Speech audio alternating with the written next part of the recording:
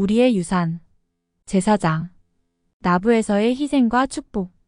일리노이주로 간 후기 성도들은 퀸시의 친절한 주민들로부터 따뜻한 환영을 받았다. 리버티 감옥에 갇혀 있었던 선지자 조셉 스미스가 돌아오자 성도들은 미시시피 강 북쪽으로 약 35마일 정도 올라갔다. 그들은 그곳에서 커다란 늪지대에 물을 빼내고 강이 굽어지는 곳 옆에 나부시를 건설하기 시작했다. 미국 전역과 캐나다 그리고 잉글랜드에서 성도들이 모여듦에 따라 그 도시는 이내 활기 있고 상업적으로 번성하게 되었다. 4년 내에 나부는 일리노이에서 가장 큰 도시 중 하나가 되었다. 교회 회원들은 선지자가 그들과 함께 생활하고 일한다는 사실 때문에 비교적 평화롭게 안전하게 생활했다. 선지자를 통해 부름받은 수많은 선교사들이 나부를 떠나 복음을 전파하러 갔다. 성전이 건축되었으며 성전 엔다우먼트가 집행되었고 최초로 와드가 만들어졌으며 스테이크가 세워졌고 상호부 조회가 조직되었으며 아브라함서가 출판되었고 또 중요한 계시들이 주어졌다. 자신들의 도시가 산업과 진리의 등대가 됨에 따라 성도들은 6년이 넘도록 놀라울 정도로 단결하여 신앙을 나타내 보였고 행복하게 지냈다. 나부 선교사들의 희생. 집을 짓고 작물을 심기 시작하면서 많은 성도들이 오한과 열을 동반한 전염병인 학질을 앓게 되었다. 12사도들도 대부분 그 병에 걸렸으며 조셉 스미스 자신도 그 병에 걸렸다. 1839년 7월 22일 선지자는 자신에게 주어진 하나님의 권세로 병상에서 일어났다. 그는 신권의 권세를 통해 자신과 집안에 있던 환자들의 병을 치유한 다음 앞마당의 텐트에서 생활하던 사람들에게 낫도록 명하였다. 많은 사람들이 치유되었다. 그는 텐트에서 텐트로 집에서 집으로 다니며 모든 사람을 축복했다. 교회 역사를 통해 볼 때 그것은 놀라운 신앙과 병고침의 시기 중 하나였다. 이 기간에 선지자는 12사도 정원회에게 영국으로 선교 사업을 가도록 부름을 주었다. 12사도 정원회의 일원이었던 올슨 하이드 장로는 유대인과 아브라함의 다른 자녀들의 집합을 위하여 팔레스타인 땅을 헌납하도록 예루살렘으로 파송되었다. 선교사들은 미국 전역과 캐나다 동부로 복음을 전파하도록 파송되었으며 에디슨 프렛과 다른 사람들은 태평양 제도로 가라는 부름을 받았다. 이 형제들이 주님께 봉사하라는 부름에 응하여 가정과 가족을 등지고 떠날 때 그들은 참으로 큰 희생을 치르었다. 영국으로 떠날 준비를 하고 있던 12사도 중 많은 사람들이 학질에 걸려 있었다. 병이 아주 심했던 윌포드 우드럽은 먹을 것과 생필품이 거의 없는 상태에서 아내인 피비를 두고 떠났다. 가장 나이 어린 사도였던 조지 A. 스미스도 너무나 심하게 아파서 마차에 실려가야 했다. 그를 본 어떤 사람이 마부에게 무덤에서 꺼내 가느냐고 물었다. 아내와 자녀를 데리고 떠난 팔리 피 프렛과 그의 형인 올슨 프렛 그리고 존 테일러만이 나부를 떠날 때 건강한 상태였다. 그러나 테일러 장로는 후에 뉴욕으로 여행할 때 몹시 심하게 앓아서 거의 죽을 뻔하였다. 브리감 영도 병이 심해서 도움을 받지 않고는 짧은 거리조차 걸을 수 없었으며 그의 동반자였던 히버시 킴볼 역시 별로 다를 바 없었다. 그들의 아내와 가족들도 병에 걸려 누워 있었다. 집에서 멀지 않은 언덕 꼭대기에 도달했을 때 마차 안에 누워있던 사도들은 둘 다 그렇게 비참한 상태로 가족들과 헤어질 수 없다고 느꼈다. 히버의 제안으로 그들은 간신히 일어서서 머리 위로 모자를 흔들며 이스라엘 만세, 만세 라고 3번 외쳤다. 그들의 아내 메리앤과 바이레트는 일어설 정도 기운을 얻어서 문가에 몸을 기대고 다녀오세요. 하나님께서 축복해 주실 거예요. 라고 외쳤다. 두 사람은 병상에 누워있는 대신 서있는 아내들을 보면서 기쁨과 만족감을 느끼며 마차에 누웠다. 뒤에 남은 가족들은 선교사로 부름받은 사람들을 돕기 위해 희생하면서 자신들의 신앙을 나타내 보였다. 에디슨 프렛이 샌드위치 제도로 선교 사업을 하러 가라는 부름을 받았을 때 그의 아내인 루이자 번즈 프렛은 이렇게 말했다. 우리에겐 가르치고 입혀야 할 애들이 4명이나 있었고 돈도 전혀 없었습니다. 처음엔 저도 마음이 약해졌으나 주님을 의지하고 어려운 상황에 용감하게 맞서기로 결심하였습니다. 그리고 남편이 복음을 전파하러 갈 수 있을 만큼 합당하게 헤아림을 받았다는 사실을 기뻐하였습니다. 루이자와 아이들은 에디슨 프렛을 배웅하기 위해 부두로 나갔다. 그들이 집으로 돌아온 후의 상황에 대해 루이자는 다음과 같이 말했다. 우리들의 마음은 슬픔으로 가득 찼습니다. 오래지 않아 큰 소리로 천둥이 치기 시작하였습니다. 길 건너편에 살던 어떤 가족은 집이 새서 불안하였습니다. 그들은 곧 폭풍우를 피해 우리 집으로 왔습니다. 우리는 그들이 오는 것을 보고 감사했습니다. 그들은 우리를 위로해 주었고 찬송가를 불러주었으며 그 형제님은 우리와 함께 기도해 주었고 폭풍우가 끝날 때까지 함께 있어 주었습니다. 에디슨이 떠난 지 얼마 되지 않아서 어린 딸이 천연두에 걸렸다. 그 병은 너무나 전염성이 강해서 신권 소유자가 프렛 가정으로 오는 것조차 참으로 위험한 상황이었으므로 루이자는 신앙을 갖고 기도한 후 그 열을 꾸짖었다. 아이의 몸에 11개의 구진이 나타나기는 했으나 병은 더 이상 진전되지 않았다. 며칠 내에 열은 사라졌다. 루이자는 나는 천연두에 대해 잘 아는 사람에게 그 아이를 보여주었다. 그는 아이가 병에 걸렸었으며 내가 신앙으로 그것을 이겨냈다고 말했다. 그러한 희생을 치르면서 나부를 떠났던 선교사들은 수천 명을 교회로 데려왔다. 또한 그 개종자들 중 많은 사람들이 놀라운 신앙과 용기를 보여주었다. 메리앤 웨스트는 양재를 배우는 동안 영국에서 윌리엄 젠킨스 가족과 함께 살았다. 젠킨스 형제가 개종해서 윌포드 우드럽이 그 가족을 방문하기 위해 그 집에 왔다. 메리앤은 그때 혼자 집에 있었다. 윌포드 우드럽은 불 곁에 앉아 연약한 인간이라 두렵사오나 영의 길을 따르게 하소서 라고 노래를 불렀다. 메리앤은 그가 노래하는 것을 지켜보면서 그분이 너무나 평온하고 행복해 보여서 분명히 좋은 사람이며 그분이 전하는 복음은 틀림없이 참될 거라고 생각했다. 고 회상했다. 메리앤은 교회 회원들과 사귐으로써 인해 개종하여 침례를 받았다. 그녀는 자신의 가족 중 회복된 복음에 응했던 유일한 회원이었다. 그녀는 교회 회원과 결혼했으나 4개월 후 남편과 사별하게 되었다. 교회 모임을 방해하기 위해 몰려온 폭도들에게 매를 맞은 것도 그의 사인 중 일부였다. 완전히 혼자가 된 메리앤은 고향과 친구와 불신자인 부모를 떠나 후기 성도들로 가득 찬 나부행 배에 올랐다. 그녀는 그 후 가족들을 다시 보지 못했다. 그녀의 용기와 헌신은 결국 많은 사람들의 삶을 축복해 주었다. 그녀는 유타 북부의 캐치밸리에 살던 호라비 피터 모건과 결혼했다. 그곳에서 그녀는 대가족을 충실하게 양육하였으며 그들은 모두 교회와 그녀의 이름을 명예롭게 해주었다. 표준 경전. 나부에서 지내는 동안 훗날 값진 진주가 된 기록들이 출판되었다. 이 책은 모세 기록의 일부와 아브라함서 및 마태의 간증 중 일부 그리고 조셉 스미스의 역사에서 발췌한 내용과 신앙개조로 구성되어 있었다. 이 기록은 조셉 스미스가 주님의 지시하에 기록하거나 번역한 것들이었다. 이제 성도들은 교회의 표준 경전이 될 경전을 갖게 되었다. 그것은 성경, 몰몬경, 교리와 성약 및 값진 진주였다. 이 책들은 하나님의 자녀들에게 헤아릴 수 없이 귀중한 것들이었다.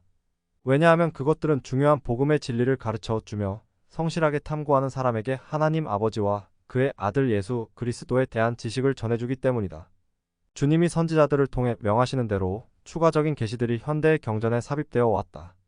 나부 성전. 나부를 세운 지 불과 15개월 만에 제1회장단은 계시에 순종하여 기도의 집, 질서의 집, 하나님께 바치는 예배의 집, 그분의 신성한 뜻에 일치하는 의식을 받을 집을 지을 시기가 되었다고 발표했다. 궁핍하여 가족들을 부양하기에도 힘들었으나 후기 성도들은 지도자의 부름에 응하여 성전을 건축하는 데 시간과 재산을 바쳤다. 1000명 이상의 사람들이 모두 열흘의 하루씩 일하였다. 어린 소녀였던 루이자 테커는 어머니가 성전을 짓는 데에 보태려고 도자기 접시와 좋은 침대 덮개를 파는 것을 보고 깊은 인상을 받았다. 다른 후기 성도들도 성전 건축을 돕기 위해 말과 마차와 소와 돼지와 곡물을 바쳤다. 나부의 여인들은 성전 기금으로 그들의 푼돈을 기부하도록 요청받았다. 캐롤린 버틀러는 기부할 푼돈이 하나도 없었지만 무언가를 꼭 주고 싶었다. 어느 날 그녀는 마차를 타고 나부시로 가던 도중에 죽어있는 2마리의 버팔로를 보았다. 갑자기 그녀는 자신이 성전을 건축하는데 바칠 수 있는 것이 무엇인지 알았다. 그녀와 아이들은 버팔로의 털을 뽑아 집으로 가져왔다. 그리고 그것을 잘 씻고 곱게 펴서 굵은 실을 꼬았다. 그런 후 그녀는 매서운 겨울 추위의 성전에서 일하는 석수들에게 줄 두꺼운 벙어리 장갑 8벌을 짰다. 하이럼 스미스의 아내인 메리 필딩 스미스는 영국의 후기 성도 여성들에게 편지를 썼는데 그들은 1년 안에 434파운드의 무게에 달하는 5만 페니를 모아서 배편으로 나부에 보내주었다. 농부들은 말과 마차를 바쳤으며 또 어떤 사람들은 자신의 토지 중 일부를 팔아서 건축위원회에 돈을 헌금했다. 많은 시계와 총들이 기부되었다. 일리노이주 노르웨이의 성도들은 성전위원회에서 사용하도록 100마리의 양을 나부로 보내주었다. 브리감 영은 우리는 나부 성전을 짓기 위해 참으로 열심히 일했습니다. 그때 일꾼들에게 먹일 빵과 음식을 구하기 힘들었던 시기가 있었습니다. 라고 회상했다. 그럼에도 불구하고 영 회장은 주님께서 주실 거라고 확신하면서 성전 기금을 맡은 사람들에게 가지고 있는 밀가루를 모두 다 사용하라고 권고했다. 얼마 지나지 않아서 시실리에서 최근에 개종했던 조셉 토론토 형제가 금화 2,500불을 가지고 나부로 와서 그것을 형제들에게 내놓았다. 토론토 형제가 평생을 모은 재산은 밀가루를 사고 다른 많은 필요한 물자를 구입하는 데 사용되었다. 성도들이 나부에 도착한 지 얼마 되지 않았을 때 주님은 선지자 조셉 스미스를 통해 복음을 듣지 못하고 죽은 조상들을 위해 침례를 수행할 수 있다는 사실을 계시해 주셨다. 교리와 성약 124편 29에서 39절 참조 많은 성도들이 죽은 자들도 세상에서 복음을 받아들인 사람들과 똑같은 축복을 얻을 수 있다는 그 약속으로 인해 커다란 위로를 받았다. 또한 선지자는 현재 성전 엔다우먼트로 불리는 가르침과 성약과 축복에 관해 중요한 계시들을 받았다. 이 거룩한 의식은 성도들이 영원한 세상에 계신 엘로힘의 면전에 나아가도록 그들을 준비시켜주는 충만한 축복들을 얻을 수 있게 해주는 것이었다. 엔다우먼트를 받게 되면 남편과 아내는 신권의 권세로 말미암아 현세와 영원을 위해 함께 임봉될 수 있었다. 조셉 스미스는 지상에서 자신의 생명이 짧다는 것을 깨달았으므로 성전이 건축되고 있는 중인데도 붉은 벽돌집 가게 2층에서 선택된 충실한 성도들에게 엔다우먼트를 베풀기 시작했다. 성도들은 선지자 조셉 스미스가 살해당하고 자신들이 단기간에 나부를 떠나야 한다는 것을 알았을 때도 성전을 완공하기 위하여 더욱 열심히 일했다. 완공되지 않은 성전의 다락방이 엔다우먼트를 집행할 곳으로 헌납되었다.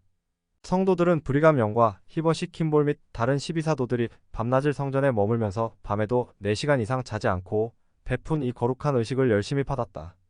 머시 필딩 톰슨은 성전복을 세탁하고 다리는 일을 맡았다. 뿐만 아니라 요리도 감독했다.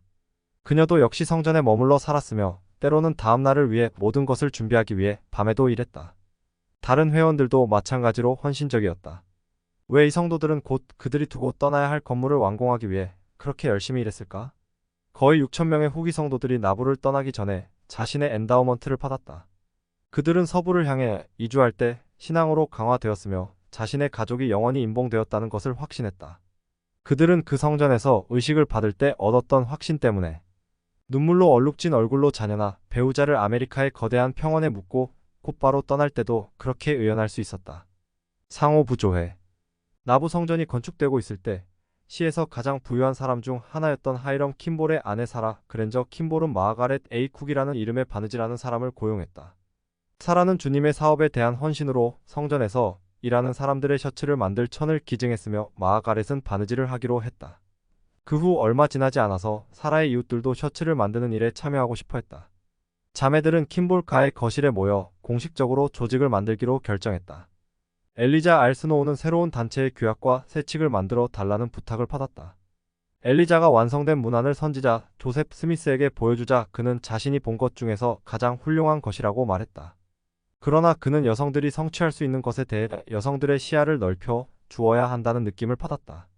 그는 여성들에게 다른 모임에 참석하도록 부탁하여 그곳에서 나부 여성 상호부 조회를 조직했다. 선지자의 아내인 에머 스미스가 그 단체의 초대 회장이 되었다. 조셉은 자매들에게 그들이 하나님께서 세우신 신권의 반차를 통하여 또 이끌도록 임명된 자들을 매개로 해서 가르침을 받을 것이라고 했다. 그리고 나는 하나님의 이름으로 여러분을 위해서 열쇠를 사용코자 하니 이 상호부 조회의 기쁨과 지혜와 지식이 이제부터 넘쳐 흐를 것입니다. 이것은 이 단체에 있어 더 좋은 날의 시작에 불과합니다. 라고 말했다. 상호부 조회가 조직된 직후 위원회는 나부의 모든 궁핍한 가정을 방문해서 필요사항을 조사한 다음 그들을 돕기 위해 사람들에게 기증해 줄 것을 부탁했다. 그들은 음식과 침구를 팔아서 생긴 이익금과 기부금으로 가난한 아이들에게 학교 교육을 시켜주었다. 사람들은 가난한 자들을 돕기 위해 마직, 모직, 실판자, 비누, 양초, 주석그릇, 보석, 바구니, 누비 이불, 담요, 양파, 사과, 밀가루, 빵, 크래커, 고기 등을 기부하였다. 상호부조의 자매들은 궁핍한 사람들을 돕는 것 외에도 함께 예배를 보았다. 엘리자 알스노우는 한 모임에서 거의 모든 자매들이 일어나서 말씀했으며 정화시키는 시냇물 같은 주님의 영이 모든 마음을 새롭게 해주었다.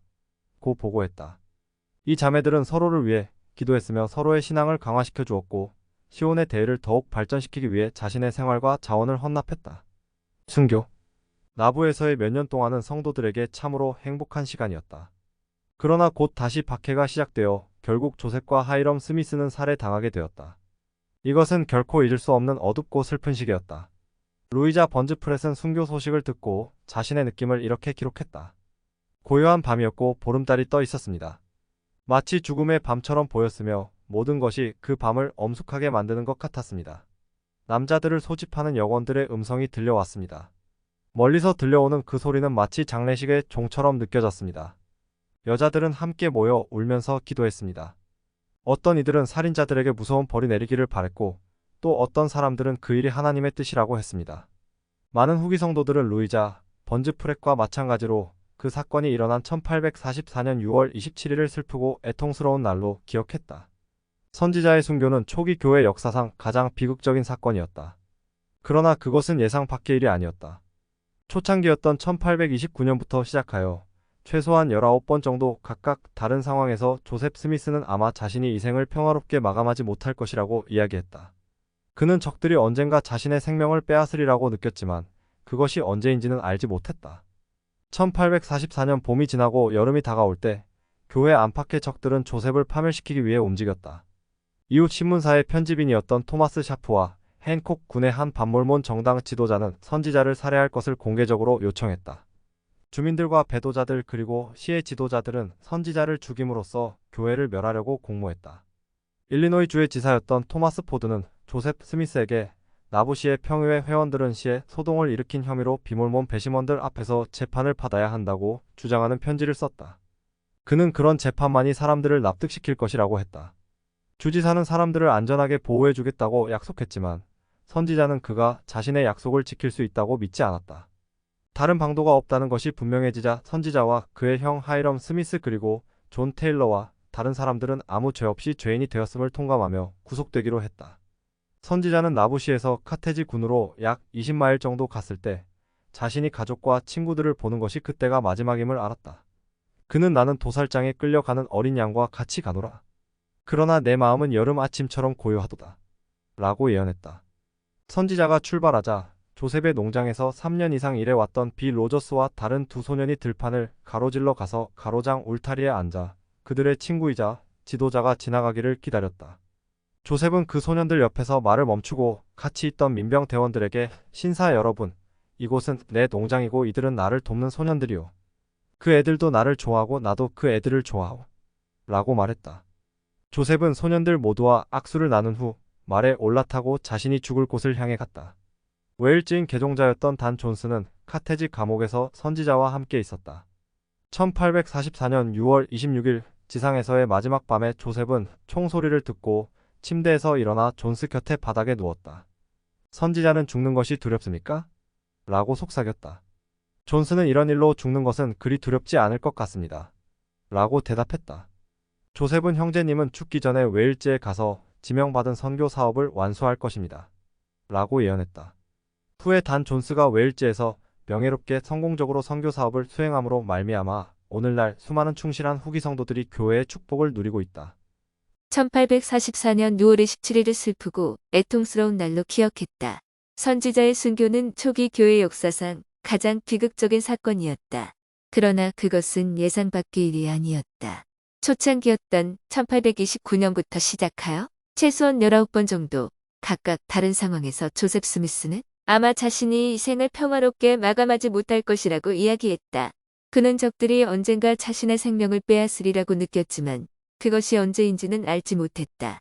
1844년 봄이 지나고 여름이 다가올 때 교회 안팎의 적들은 조셉을 파멸시키기 위해 움직였다. 이웃 신문사의 편집인이었던 토마스 샤프와 헨콕 군의 한 반몰몬 정당 지도자는 선지자를 살해할 것을 공개적으로 요청했다. 주민들과 배도자들 그리고 시의 지도자들은 선지자를 죽임으로써 교회를 멸하려고 공모했다.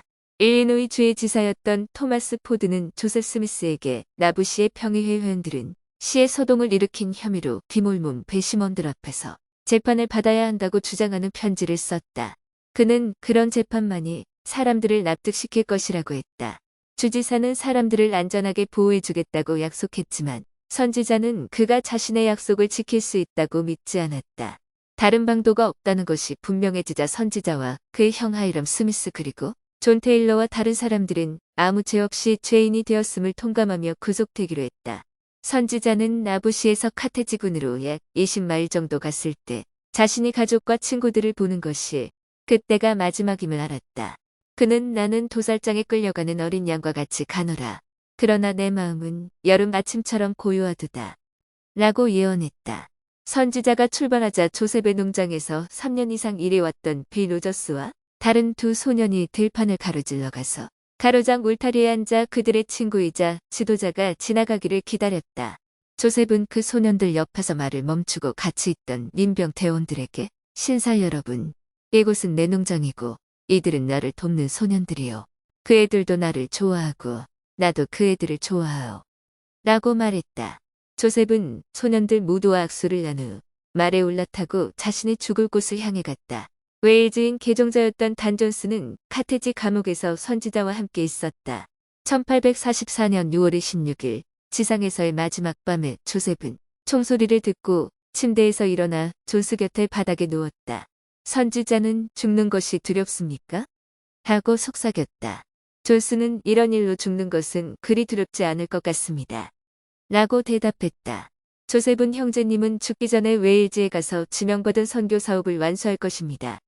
라고 예언했다. 후에 단 존스가 웨일즈에서 명예롭게 성공적으로 선교 사업을 수행함으로 말미암아 오늘날 수많은 충실한 후기 성도들이 교회의 축복을 누리고 있다.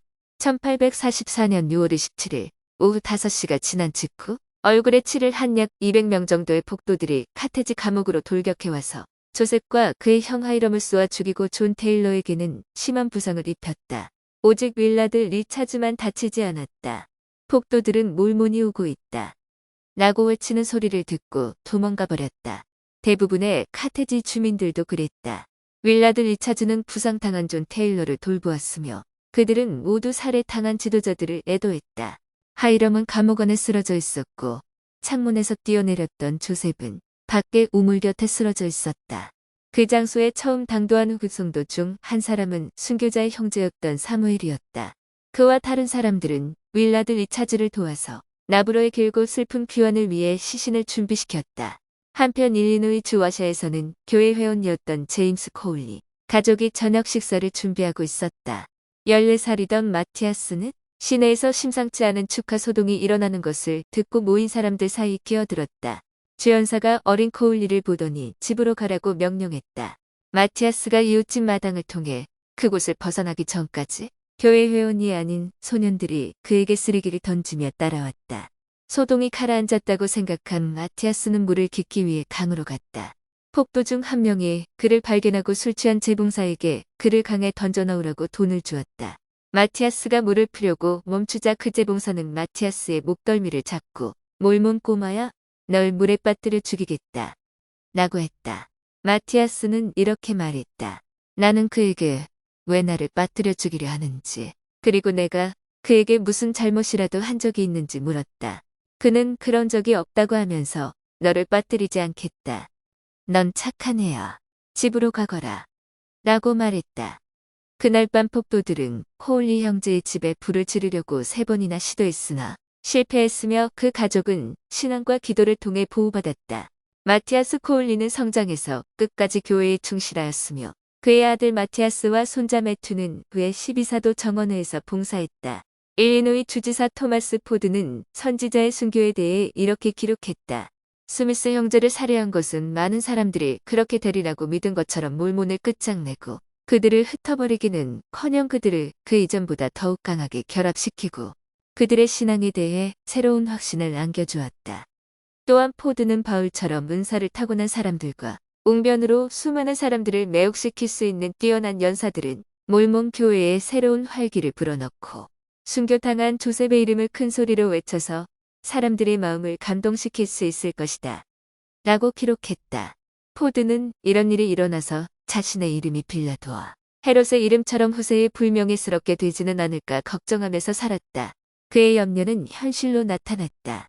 존 테일러 회장은 상처가 회복되어 후에 살해당한 지도자에 대한 조사를 썼다. 현재 그것은 교리와 성약 135편이 되었다. 그는 다음과 같이 기록했다. 주의 선지자여, 선견자인 조셉 스미스는 인간의 구원을 위하여 다만 예수를 제외하고 이 세상에 살았던 그 어느 사람보다 더욱 많은 일을 수행하였도다. 그는 하나님과 자기 백성 앞에서 위대한 생애를 보냈고 또 위대하게 죽었으니 옛적에 주께서 기름 부으신 자 대부분이 그러하였듯이 자기의 사명과 사업을 자신의 피로써 인봉하였고 그 형 하이럼도 그러하였도다. 두 사람은 생전에 떨어져 있지 아니하였고 죽을 때에도 갈라져 있지 아니하였도다. 이 두 사람은 영광을 위하여 살았고 영광을 위하여 죽었으니 그 영광은 두 사람에게 주는 영원한 보상이 되리라. 교리와 성약 135편 3절, 6절. 제1회 장단의 계승. 선지자 조셉과 하이럼 스미스가 카테지 감옥에서 살해되었을 때 12사도 정원회의 많은 회원들과 다른 지도자들은 나부를 떠나 선교 사업을 하고 있었다. 그들은 며칠이 지나서 그 소식을 들었다. 브리감 영은 그 소식을 들었을 때 신권 지도자의 열쇠가 여전히 교회에 있음을 알았다. 왜냐하면 그 열쇠들은 12사도 정원회에 주어져 있었기 때문이다.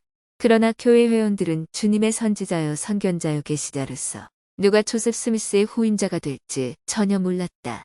제1회 장단 제1보좌였던 시드니 리그도는 1844년 8월 3일에 펜실베니아 주 피츠버그에서 나부로 왔다. 그 이전에 시드니 리그도는 선지자 조셉 스미스의 권고에 어긋나는 길을 걷기 시작하여 교회로부터 멀어져 있었다. 그는 이미 나부에 도착해 있던 3명의 사도와 만나기를 거절하고 그 대신 일요일 예배에서 성도들이 모였을 때 말씀했다. 그는 성도들에게 아무도 조셉 스미스를 대신할 수 없다고 알게 된 자신이 받았던 시연에 대해 얘기했다. 그는 교회의 보호자가 지명되어야 하며 그 보호자는 시드니 리그돈이 되어야 한다고 말했다. 그를 지지하는 성도들은 거의 없었다. 1844년 8월 6일에 12사도 정원회의 회장이었던 브리감 영이 나부로 돌아왔다. 그는 누가 교회를 이끌어야 하는가에 관해 오로지 하나님의 뜻을 알기만을 원한다고 선언했다. 12사도 정원회는 1844년 8월 8일 목요일에 모임을 소집했다. 시드니 리그도는 아침 모임에서 1시간 이상 말씀을 했다. 소수의 사람만이 그의 입장을 지지했다. 다음으로 브리감 영이 일어나서 성도들의 마음을 위로하며 간결하게 말했다. 브리감이 말씀을 할 때 조지 큐캐너는 바로 조셉의 음성이었으며 사람들의 눈에 선지자 조셉이 직접 그들 앞에 서 있는 것처럼 보였다. 고 회상했다. 윌리엄 C. 스테인즈는 브리감 영이 선지자 조셉의 음성과 같은 음성으로 말했다고 간증했다. 스테인즈는 나는 그가 바로 조셉이라고 생각했으며 그 말씀을 들었던 수많은 사람들도 그렇게 생각했다. 라고 말했다. 윌포드 우드럼 역시 그 놀라운 순간을 회상하며 다음과 같이 기록했다. 만일 내가 내 눈으로 직접 보지 않았다면 아무도 그가 조셉 스미스가 아니었다고 확신시킬 수 없었을 것이다. 그리고 그 두 사람을 잘 아는 사람이라면 누구나 이것을 간증할 수 있다. 많은 사람들이 목격하니 기적적인 징후로 말미암아 성도들은 주님이 교회의 지도자로서 브리감 영을 조셉 스미스의 후계자로 선택하셨음을 확신했다. 오후 모임에서 브리감 영은 다시 말씀했으며 선지자 조셉이 이 세상에서 하나님의 왕국의 열쇠를 갖도록 12사도를 성임했다는 것을 간증했다. 그는 12사도를 따르지 않는 사람들은 번성하지 못할 것이며 오직 사도들만이 하나님의 왕국을 건설하는 데 승리할 것이라고 예언했다. 영 회장은 말씀을 마친 후 시드니 리그돈에게 말씀을 부탁했으나 그는 하지 않았다. 윌리엄 W. 펠프스와 팔리 피프렛이 말씀을 한 후 브리감 영이 다시 말씀했다. 그는 나부 성전을 완공하는 것, 광야로 가기 전에 엔다우먼트를 받는 것과 경전의 중요성에 대해 이야기했다. 또 그는 조셉 스미스에 대한 사랑과 선지자의 가족에 대한 애정을 이야기했다. 그런 후 성도들은 만장일치로 12사도를 교회의 지도자로 받아들였다. 소수의 다른 사람들이 교회 제1회 장단의 권리를 주장하기는 했으나 대부분의 후기 성도들에게 승계의 고비는 지나갔다.